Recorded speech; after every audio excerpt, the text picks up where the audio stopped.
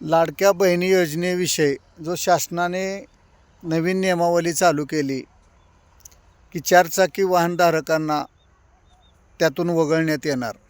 आता माझा प्रश्न आहे, मी साधारणपणे 7 ते 8 वर्षापूर्वी मित्राच्या नावावरती मारुती व्हॅन घेतली फायनान्सवर आणि त्याच्यावर माझ्या कुटुंबाचा उदरनिर्वाह केला. शासनाने जी स्कीम चालू केली ती गरजवंतासाठीच ना. आणि मग आम्ही गरजवंत नाही का?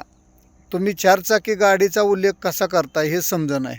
कमीत कमी त्या गाड्या 20-25 लाखाच्या असेल, ठीक आहे ना, आरामासाठी. आम्ही तर आमचं कुटुंब चालवण्यासाठी घेतल्या. तर माझं शासनाला एक विनंती आहे की आमच्यासारख्या गोरगरीब गरजवंतांचा विचार व्हावा, अन्यथा आम्हालाही त्या स्कीममधून बाहेर पडावं लागेल. ना राहायला घर आहे, ना परमनंट नोकरी आहे, ना कुठला पैसे येण्याचा सोर्स आहे. फक्त 1-2-2.5 लाखाची मारुती ओमनी आहे. त्याच्यासाठी जर असं होत असेल तर हे दुर्दैवी आहे. शासनाने नक्कीच याचा विचार करावा.